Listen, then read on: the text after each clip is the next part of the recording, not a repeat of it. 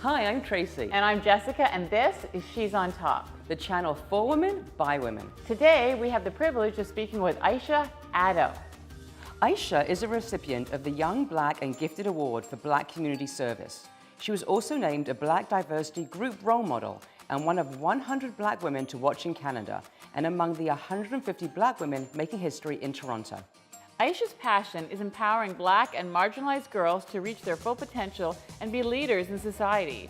She founded Power to Girls, the nonprofit organization to offer young girls mentors and role models that were absent for her when she was growing up.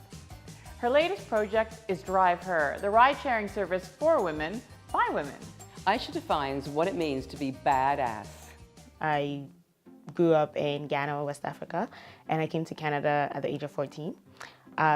Throughout that experience, I also ended up in foster care. So I was in foster care till I was about 17, and I've been on my own ever since.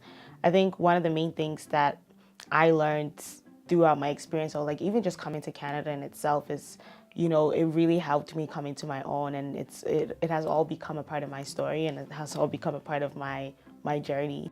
My role here today is to encourage you and to actually challenge you to help us raise our daughters to think beyond the status quo, to think beyond what they've been told that they can and cannot do, to tell them that just because an industry is dominated by men doesn't mean that they're the only ones allowed in there.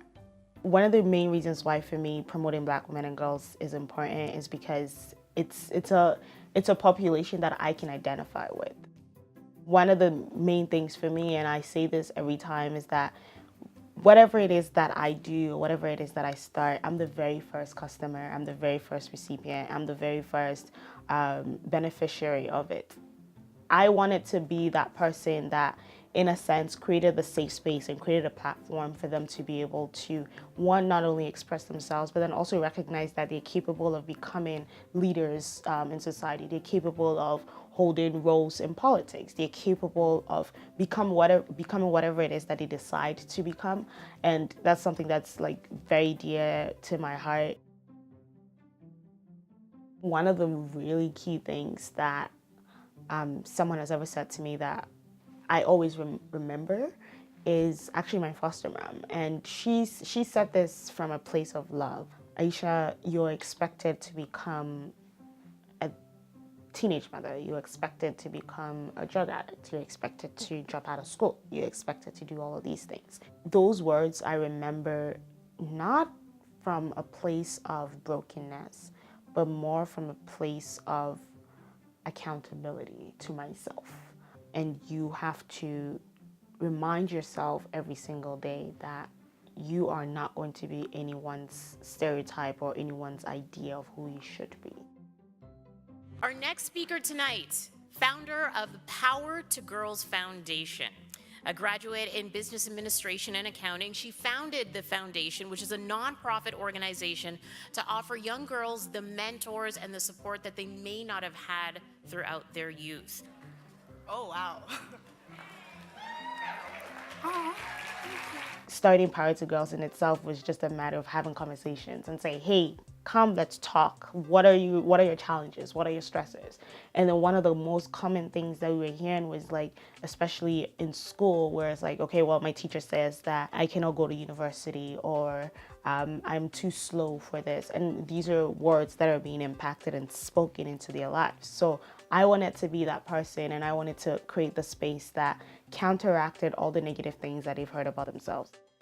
We can be very flippant with our words, and we can be very nonchalant with our words and say, okay, yeah, it's whatever. But for young people growing up, and for young people that are still figuring out who they are, it has the power of shattering their entire lives and like actually setting the course of how their lives are going to be forever. But then one of the main things and one of the most important things, aside from the words of other people, is the words that you say to yourself.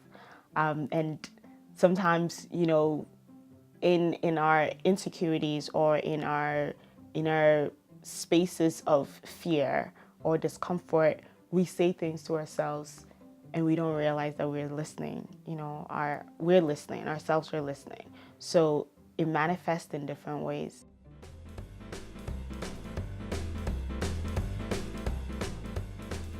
I started DriveHER as a result of, one, my personal experience, but then two, I also recognized that it had become so second nature for people to get into transportation services and be harassed or feel uncomfortable, and it had become in a way sort of like accepted. Our drivers are women that are coming from all walks of life. You know, they are entrepreneurs, they are doctors, they are nurses, they are engineers. They're like women, like really badass women that are like doing amazing things.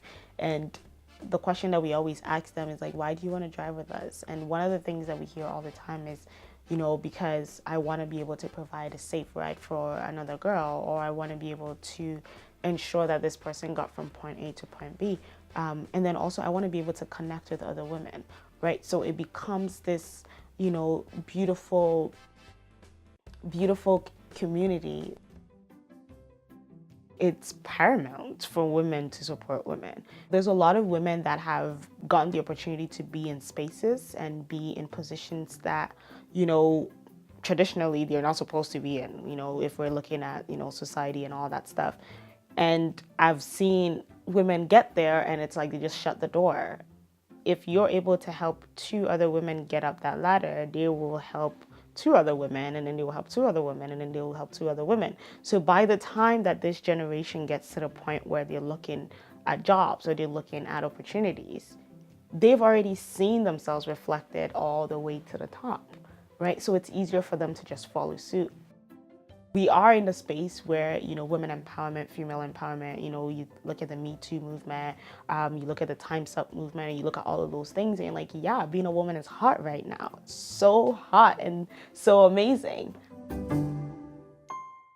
I absolutely love her point about holding the door open once you go through.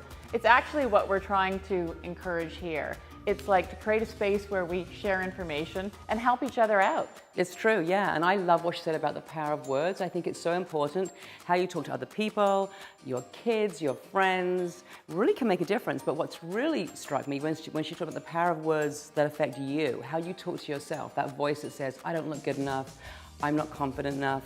You've got to change that talk, you really do. Let us know, how do the power of words affect you? See you next time.